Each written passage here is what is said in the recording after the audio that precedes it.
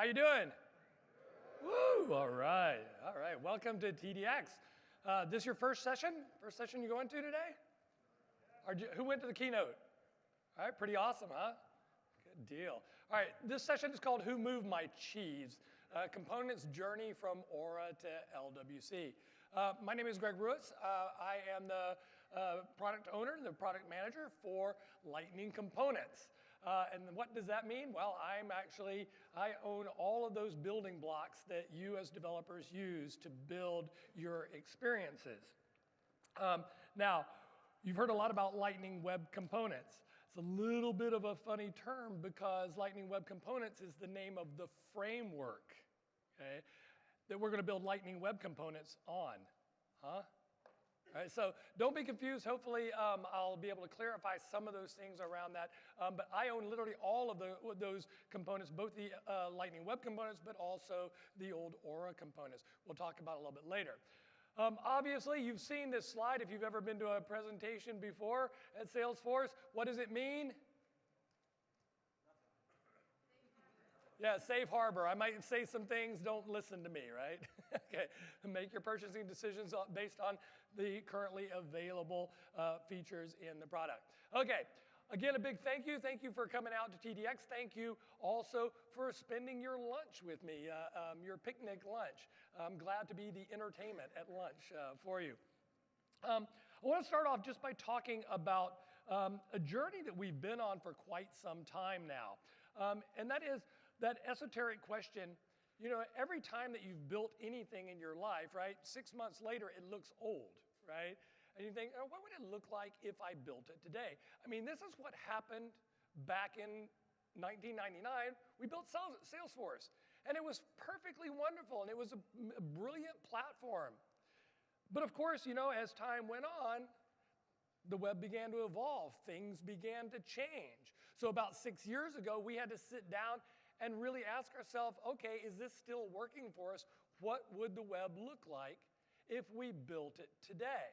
And of course, we all know that the answer to that was the Lightning experience, right? One of the reasons that that was a fundamental change and a rethinking was because we looked around at what had happened over that time since 1999. What has evolved? What has changed? Are we doing things differently these days?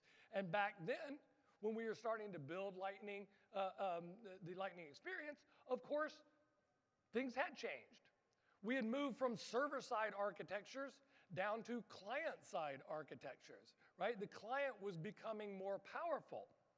The browser was becoming more powerful.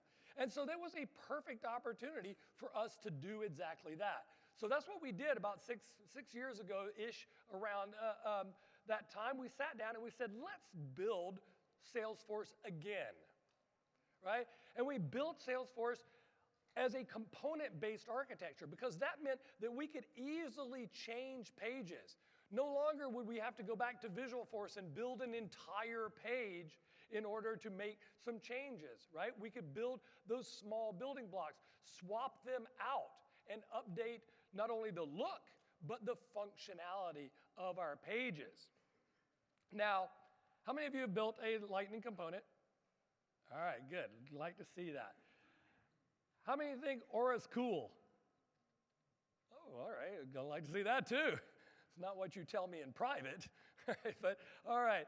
But you know, the problem is, again, the web has changed.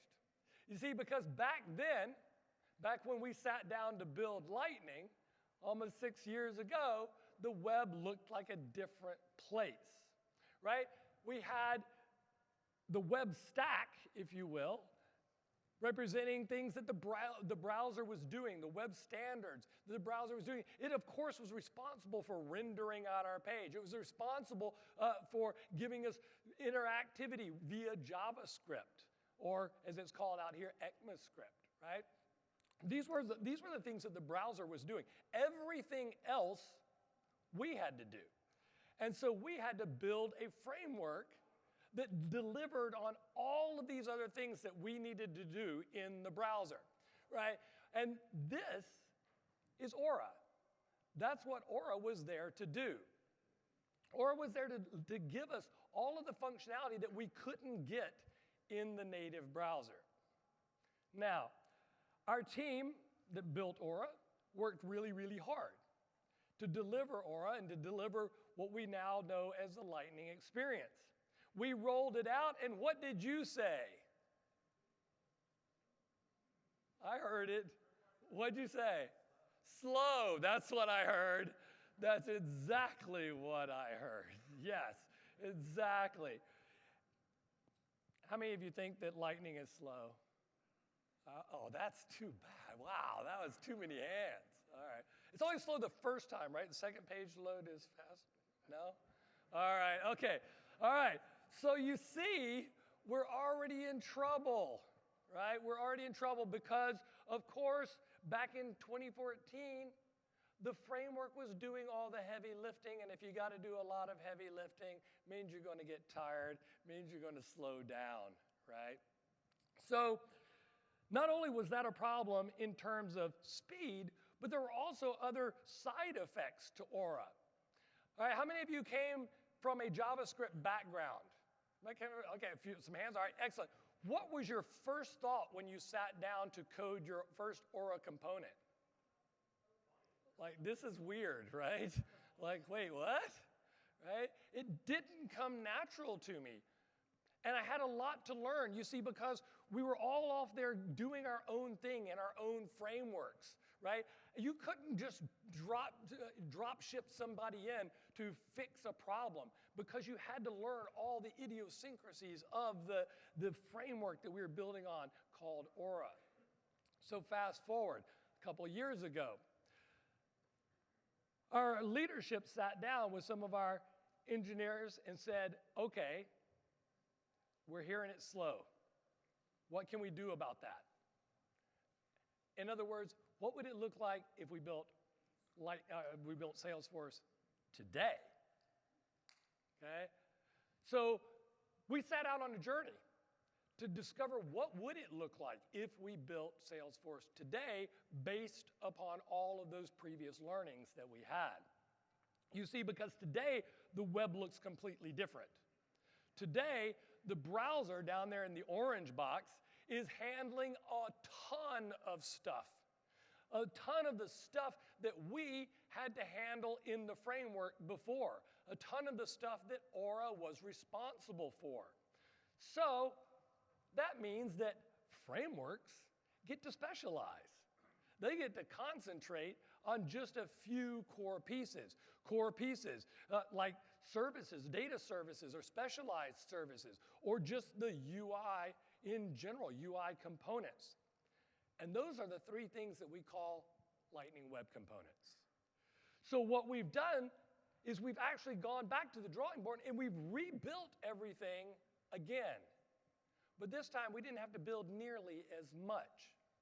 And because we didn't have to build nearly as much, it means that we can offload all of the heavy lifting off to the browser and that the framework can stay light, it can stay efficient, it can stay modern. But I know what you're asking about because I get this question literally every presentation I give. Okay, but what about Aura? Are you killing Aura? Is it being end-of-lifed? What do you think the answer is? No, of course not. Because we never break you, right? We promise never to break you. We promise to continue to support you no matter what version, what API you joined us at, we're going to keep on going. So Aura is still around. And Aura is still the way that you can build components. Because, again, there's nothing wrong with the way you've been doing it up to now. But you can begin to also intermarry your Aura and your Lightning Web Components together.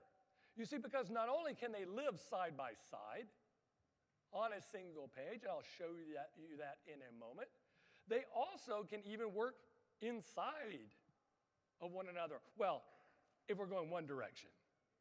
So we can actually put an LWC component inside of an Aura component. If we have two sitting on the page side by side, we can communicate back and forth. And we can even share data between them as well. Okay? So don't think about this as, oh my God, I've got to go learn LWC. What else? Everything I've been learning for the last 4 years is useless. I throw it all out. I got to relearn it all. You don't have to. You can actually make incremental moves. In fact, you've even been making them and you didn't even know it. But I'll tell you about that in just a moment. So Aura is still around. But let's say, all right, I'm ready. Let's dive in. I want to make the move from Aura to LWC. What is in store for me there? What do I have to do? Well, bad news is you're going to have to learn some stuff. Good news is it's not nearly as hard as you think because you already have the building blocks. You understand a lot about component-based architecture already because you've been building in a component-based architecture. So these are all going to be things that are going to come in handy. You've been writing JavaScript, even if it was a little weird JavaScript, but you've been writing JavaScript. So you're going to continue to write JavaScript as you make that move. And in some ways, things are even going to get simpler and easier for you as we make that move into Lightning Web Components. So let's talk about it. First things first. Back in the Aura world, back in our Lightning Components world, back in the dev console, we're used to looking over on that side of the screen, right? The 8 files that could make up a Lightning Web Component. Which is the only file that is mandatory in an Aura component? The component file, exactly. That is, of course, mandatory, right? We've changed some things up, though. Over in the LWC world. In the LWC world, you see far fewer components that are there. Now, only one of those is mandatory. Well, that's a little white lie. There's 2 of them that are mandatory, but let's go with one. Which is the one file that is mandatory over here in the Lightning Web Components world? The JavaScript, exactly. The JavaScript. Because we can actually have components that have no UI at all. Service components, data components that are doing nothing more than delivering data or handling eventing or whatever it might be. They have no interface. So it's really only the JavaScript file. Now, I lied a little bit about that, and I'll tell you why in just a second. So how do these things map out? Well, your component file is no longer a .cmp file. Now it is a .html file. And that's important because it is HTML. But more about that in just a moment. Your JavaScript files, how many JavaScript files were there in the Aura component? 3, yeah, there are 3. There was the controller, the helper. All right, who wants to admit to scratching their head when they ran into the helper the first time and went like, what? Yeah, anyway, all right, not to mention the renderer. Anybody ever use that one? I did once. I don't know what it did. I copy and pasted the code, but it worked. All right, so all of those have been merged together, and they now are all represented in the JavaScript file. Now, you can have as many JavaScript files in there as you want. What?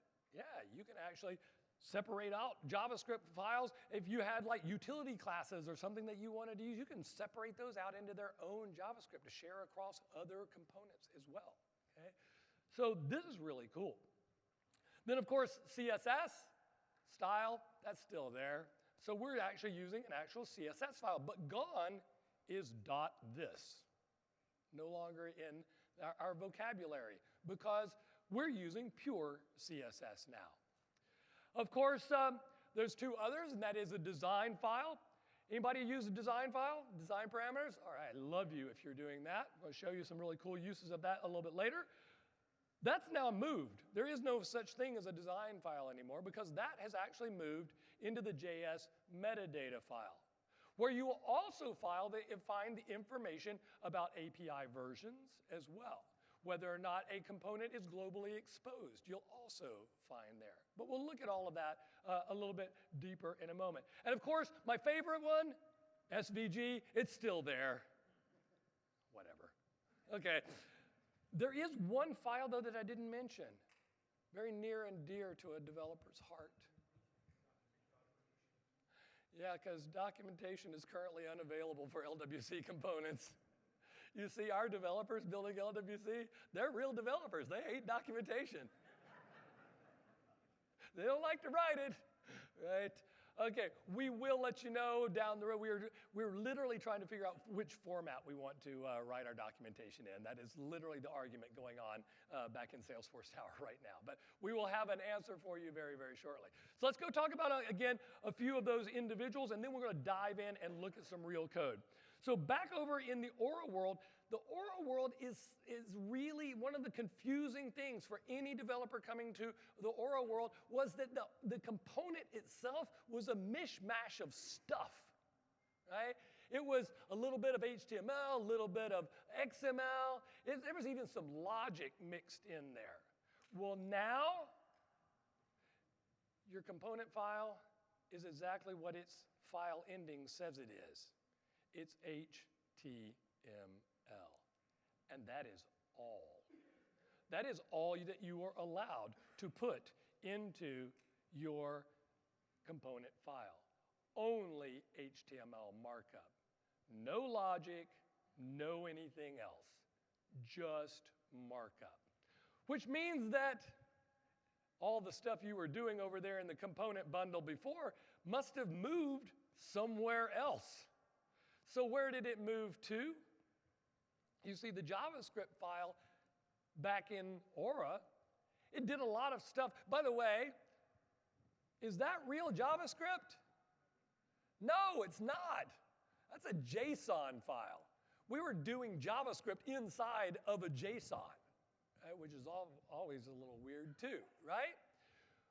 But over here, we were doing some things, but we weren't doing all of the logic building necessarily because a lot of our logic was back over in Aura attributes and stuff in our component file, right? But now, the JavaScript file inside of an LWC is the core thing in the bundle. Your JavaScript file, by the way, you know, in a lot of my components and a lot of my Aura components, my controller file usually is only, it depends on what I'm doing, of course, but maybe only 20, 30 lines of code at most, right? Not anymore. Now I'm getting a lot more JavaScript because everything is happening in that JavaScript file, okay? But the really cool thing is it's no longer weird JavaScript.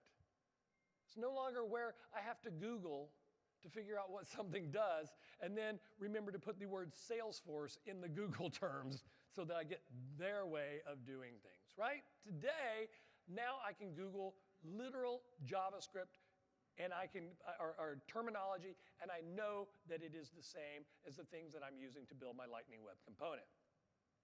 And finally, that metadata file. As I said, the metadata file is going to control the component itself. It's going to allow us not only to state whether or not this is globally accessible or something like that, it also is going to give us all of those design parameters that we were using earlier on, as well as define interfaces. In other words, the places that this component can be used. So with that, let's get out of slides and let's head over into some actual code. So the first question in making that move, the first question is, where do I go? Well, the first place that I would start is always right here, the component library.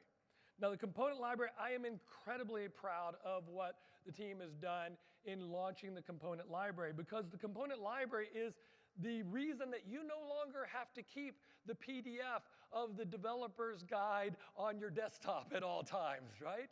Because now it's sitting right there for you, and it's a live and living website and document. Now, a couple of real short notes has nothing to do with this particular session, but just something I want to let you know about. All of the things over here on the left-hand side, for better or for worse, most every single thing that you will find over there, that's me. I own all of that. One of them in particular that I want to call out right here are these guys. These are UI namespace components, things like UI button and such. Has anybody used those? Okay, I'm going to give you a heads up. This is not public knowledge, but you need to start weaning yourself off of those, please. The reason is, I have a plan at Dreamforce. I'm going to make an announcement. You get to hear it here first. I'm going to start deprecating the UI namespace components, okay? They're old. They weren't even styled with the Lightning design system, so get rid of those, all right? Quit using them, because we now have Lightning namespace components that answer all of the things that those were doing. Now, the ones that you've been using are those components listed there under the Aura section of Lightning. Those are all of the base components that you've probably been using a lot. But now up here we have our Lightning web components, and when I open that list, it's exactly the same list as the Aura version, because we've gone and we have migrated all of the Aura versions over to Lightning Web Components. So we have a Lightning Web Component version of each one of those components. Do you want to know a secret? You've actually been using those. When's the last time you wrote Lightning : button? Anybody written that lately? Did you know what you were actually writing? Lightning button. Because under the covers, for almost every single base component, if you are using it in Aura, it's actually the LWC version. We've just wrapped it in an Aura wrapper. It's really the Lightning Web Component version. And you've been using them now for several releases, because we completed the move 2 releases ago. So you didn't even know it was happening, and you've been building Lightning Web Components. But how do you learn? Well, the thing that I would do is I would go over here to the developer's guide, because that's how I learned. I actually learned by proofreading all the documentation that we actually wrote as we were rolling out Lightning Web Components. And of course, the other really cool thing is to use the playground. The playground lets you experiment with Lightning Web Components. Here's something that's really cool. Let me just go back over here for just a moment and show you something really awesome. And let's go in and do something like Lightning Card. I use a Lightning Card on almost every component that I build. And you can see that here I have the JS file, but I've also got the HTML file down here. But the thing that I want you to know is, by the way, did you know that this is also live, and you can edit the code in the component library as you are looking at it? But even cooler, to get started, just go over here and press Open in Playground, and we'll go open that up, and you can start knocking yourself out playing around with your component right there. Now, the cool thing is, if you hit save, now we're going to watch right up here at my URL. I'm going to hit save, and when I do that, you'll see that I've got a 1 right there. If I made a change, let's go back over to my HTML, and I'm just going to say TDX again, and I will hit save again, and you can see that my URL has now incremented to 2. The coolest thing about that is I can take that URL, I can copy it, I can send it to literally anybody on my team. They can click it, and they can see what I'm doing. My friends on the Lightning Components team, this is how we test your bugs. Literally, when you tell me, oh, something's happening with Lightning button, then I go in and I go play around with it in the playground. And when I confirm that you are right, that we once had a bug, right? We actually, yeah, exactly, worked on my machine. But now I can literally send the link over to my developers so they can actually look at what I was doing to reach the point to confirm your bug. Okay, so that's just some down and dirty what I use. Now, the other thing that I always use as well, and I keep on hand, over here in my resources, I'm going to go down to the sample gallery. And then in the sample gallery, you're going to find the recipes, the LWC recipes gallery, which is an awesome resource for you to use when building your Lightning Web Components, because it is open source. You can view the source. You can see how everything was done. But now let's dive into a real component. I want to show you a couple of real components and how they journeyed from Aura into LWC. So I've got my Dreamhouse app here, and you've probably seen Dreamhouse a number of times if you've been to any TDX or Dreamforce. And this is my version of it, and I've got two card components that I built over here on the right-hand side that were sort of an answer to my friend saying, why do I have to mouse over there to find Carolyn's phone number? Wouldn't it be nice to be able to just look and see what Carolyn's phone number was without having to do all of that? So I built a card for them so they could see the broker's phone number and contact details. One of those is an Aura component. One of them is an LWC component. Which one is which?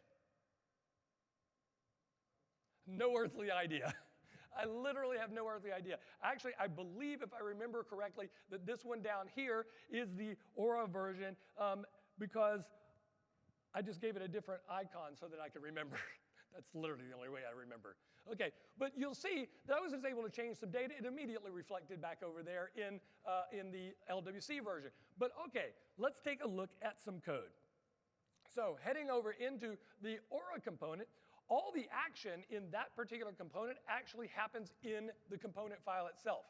I didn't even need any controller in order to build that component, because what I was doing was I was actually using a few Aura attributes up here.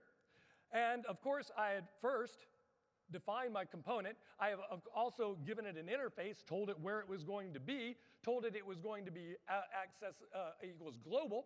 And then I was going to use force record data, or the Lightning data service, to actually go out, query the page that I'm on, to figure out what was the broker's ID that I needed to go look up. And then I actually asked for a Lightning record form to go out and look up, based upon the ID from that property, all of the data that I wanted, whatever the fields were that I was looking to do. Okay? So that's the way that component looks in Aura. Looking at the same component inside of LWC, here is the HTML. Again, as you can see already, the HTML is a lot shorter because it's not confusing tasks. We don't have a bunch of Aura attributes.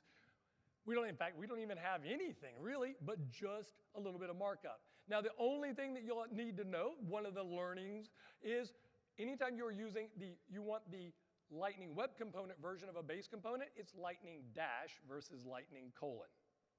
Okay? So all of them in an LWC is Lightning dash something.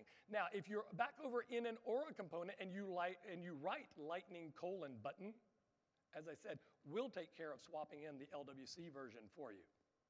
Okay? So, all right, I see a record form. That same record form is there. Now, one other thing that you'll notice is that all of the naming is now using dashes or kebab casing. So that's another thing that you'll have to get used to. But other than that, all of the other properties and everything is exactly the same in this base component in the LWC version as it is over in the Aura version. Okay, so how does all of the magic work here if there's nothing going on here but presentation? Well, here, everything happens over in the JS file. Well, not exactly. Some things are happening over here in the metadata first. So let's go there. In the metadata, this is where we put in those interfaces that we were using to, up in the implements section of our Aura component definition. We can say, for example, whether or not this is globally accessible, and we can also specify which targets that we would like. So we have things like Lightning app page, Lightning record page, Lightning home page, et cetera, et cetera. All right? But the rest of the action in this component is actually happening over here, and that's where I want to spend a little bit of time. The first thing that you'll notice is on line number 1. We are doing an import. You are always going to import a Lightning element from LWC. That's how we know what the heck we're even talking about here. But then you're going to import some other aspects of the library, and you only have to import the ones that you want to use. Now, the really cool thing is, if you were not using one of these and you go to import it, pay attention in VS Code because it's going to gray out that element. So that means you've defined something, but you've never actually used it. Makes your code a lot cleaner. All right, so what am I doing? Well, I'm importing Lightning element, but also some other items here that I'll talk about in just a moment. The thing is, though, in our Aura component, we were using the Lightning Data Service. So where is Lightning Data Service here? Well, here it is. It is called getRecord from the UI Record API. This is all I have to do is to say, I need to get a record. All right, great. What record do I want? Well, I'm going to go down into my class itself a little bit, and you can see that we've got this thing called record ID. Now, you'll remember from your Aura world, Force has record ID was the interface that let your component know what record it was on. Well, in the LWC world, all you need to do is say at API record ID. Wait, API, what? Huh? What is an API? An API is anything that you can access from the outside world. In the LWC world, when you define a variable or a variable's name, in this case record ID, as at API, it means that this can be set from outside. In other words, a parent component, app builder maybe, or something else can set the value of that particular item. So in this case, it is literally the framework itself that is saying, I'll go out, I'll figure out what record you're on, I got you covered, okay? So where do we actually make the call though? Where we make the call is right here in something called @wire. Now, all these things that you see with @, these are called decorators. The @wire is the way in which we actually tell the component that we are going to wire up some kind of data retrieval, right? So we're going to say we are ready to wire what? getRecord. getRecord is the name of the thing that we had called up here. So we're going to say, all right, get ready to wire that up. I want to pass you my record ID as a parameter, and I'm also going to pass some fields that I want you to go and retrieve. And those were defined as constants up here at the top. All I'm going out and doing in here is saying, give me the name and give me the broker's ID, right? Because the record form is going to do the rest of the work for me. Now, one thing to get used to, when you make an @wire, this is the entire statement right there. It is @wire, whatever you're calling, and whatever parameters you're going to pass. The thing that you put immediately following that, immediately after that closing parentheses, in my case it's on the next line, is where we are going to put the data. So if you just wanted to put it into an object, I could just say my object, for example, that would put the results of that getRecord into my object. I could then access that by going to my object.data. Whatever it was that I'm looking for. Now that's if you're just pouring stuff in. You don't need to modify it. You don't need to work with it at all. You just need to have it accessible. That's the way to go. The other thing that you can do is to do what I've done. And this looks like a function because it is in fact a function, but it is an anonymous function tied to the @wire. I cannot call wired property. Okay? This is just for use with the getRecord, or that @wire that is using the getRecord. And what we're doing is we're taking the value and we're pouring it in to a function so that we can do other things. So in this particular case, I'm assigning some values to some other variables that I have set at the top. Now notice that property, card title, broker ID, they don't have @API, they have @track. Now @track says track my variable. In other words, if this thing ever changes, I need you to update the interface. Okay? I don't have to think about making stuff update in my component anymore, because if I tag it as @track, it will automatically update anytime the value is changed. Okay? So that is really, really cool. So that is actually how this entire component came together. The entire thing is now really just the going out, grabbing the ID, and then passing it back over to record ID, and we did the rest. Okay? Because I was using record form is what I meant. Because I was using record form, that made this a really simple migration. Okay? So let's look at something that's a little bit more complicated. Back over here, I also have another component. This is my simpler properties by price component. This is looking for properties around the same price as the one that we're looking at. And that means that when the price changes, what I need to do is I need to go out and I need to retrieve some more values. So I'm going to go ahead and save that. And we can see that as I did so, that component changed. Right? So I built this in Aura. Here's the Aura version. It's right down here. It says similar properties by bedrooms because I've actually exposed a design parameter for this component so that my admin can say whether or not we're looking for bedrooms or square footage or for price or whatever it might be. And we can see that I can even edit right here. So let's go ahead and edit this particular one. Let's say we're going to change the price so that it is somewhere in the same range as these other properties. So I'm just going to give that one $755. And whoops, wow, not that way, $755 here. And I'm going to scroll down and click my submit button right there. And as I do so, you can see that that property has already made its way up into the other component. By the way, did you see how fast that was? Because that component is an LWC. The component I just edited in, that was Aura. Okay? That's an Aura component talking to an LWC component. So let's go take a look at these two components and see some of the key learnings there. All right, so in my similar properties component, again, there wasn't a lot going on here inside of the component itself.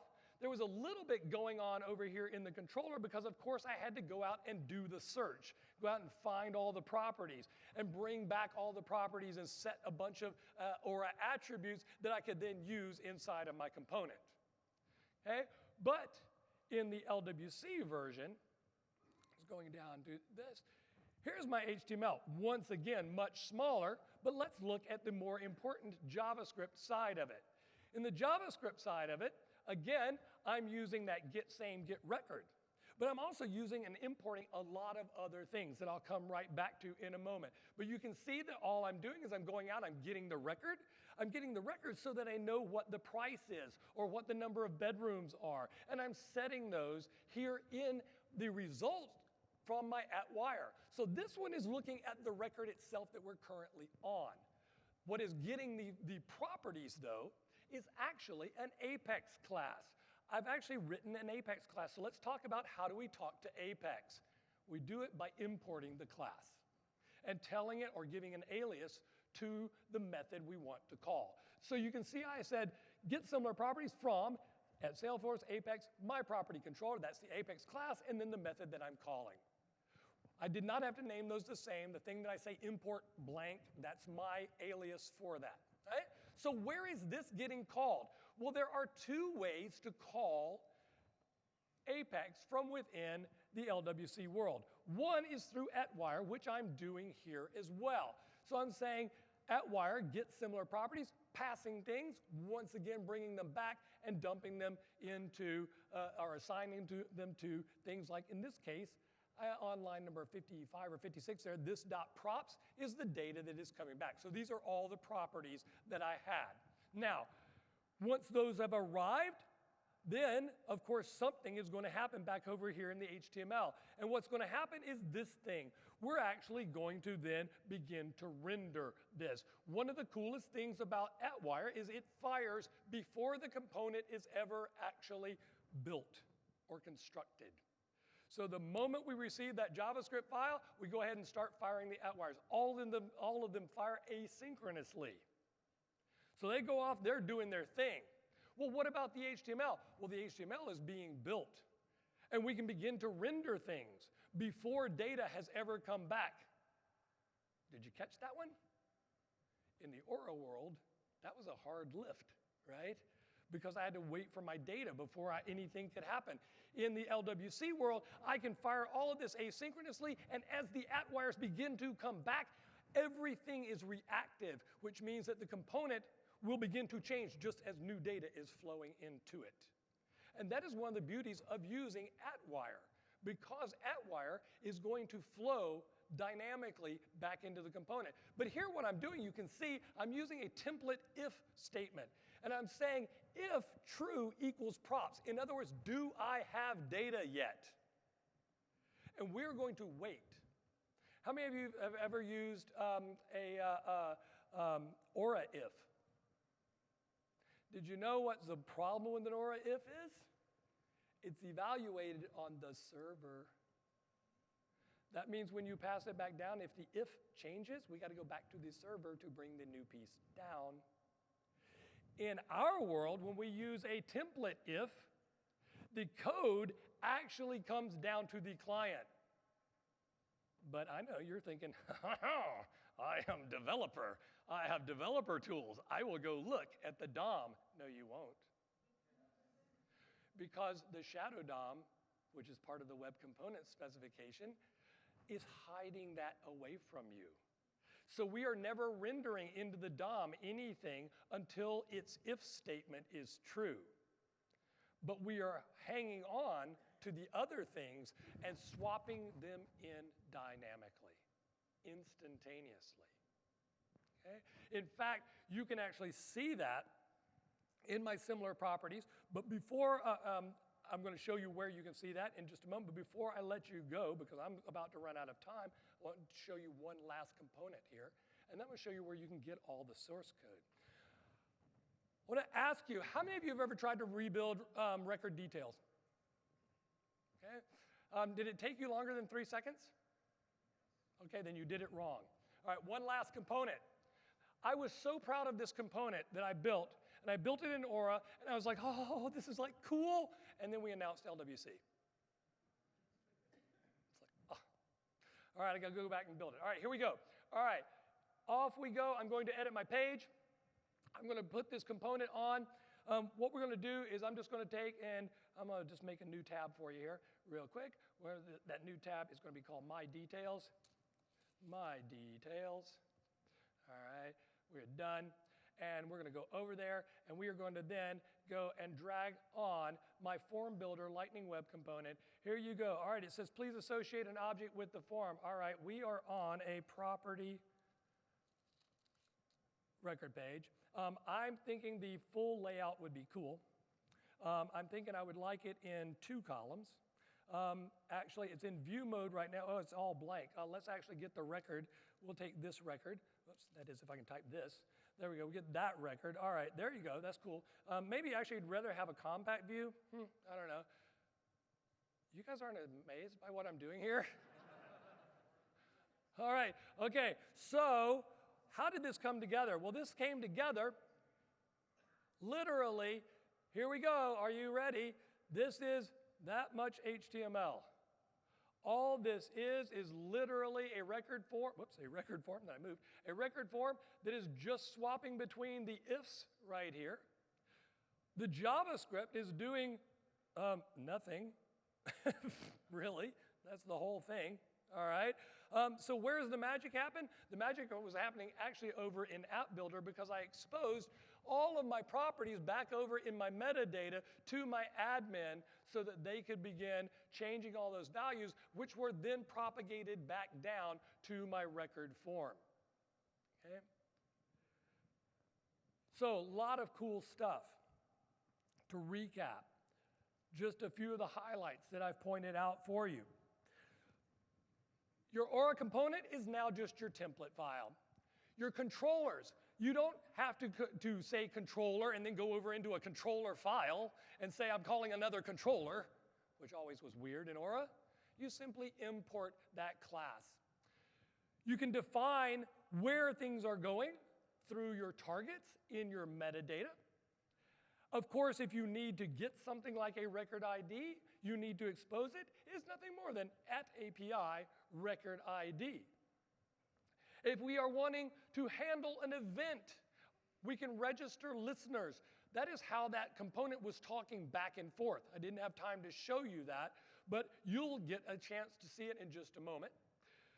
Force record data, or Lightning Data Service, is now just an import of get record and then wiring that up via the @wire decorator. And then, of course, if you want to do concatenation, this was stuff that we did back over in the Aura world inside of our component. We now no longer do that. We declare it as a curly bracket variable name in our markup, and all of the assignments are done back over in our JavaScript. That's how we do all of that. And then finally, that looping over that we were talking about before, the better way we can do looping by just doing template ifs and then template for each. Now, I know the next question, if I was to walk off stage right now, is can I see the code? Because this is a developer conference. All right, so I've actually posted both versions to a repo. This is my playground repo. I use it all the time. You're going to get all of these slides after TDX, so you don't really have to take pictures of them. But there's the link side by side for the Aura and the LWC version. Here's the link side by side for the similar properties component. And then, because I know you want to impress your friends, but don't tell them how easy it was, there's also the form builder component as well. So with that, sadly, I'm already out of time. I can't believe it has gone so fast. There's a lot more to come with LWC. I'm going to be around. I'm going to head down. I'll be on the Lightning Web Components booth down in the forest. So if you would like to come by and ask questions, please feel free. Otherwise, hit me up on Twitter, on LinkedIn, or hey, we're all Salesforce Ohana. How about on Chatter, on the Trailblazer community? Tag me if you have questions. I'd be happy to help you out on your Lightning Web Components journey. Thank you so much.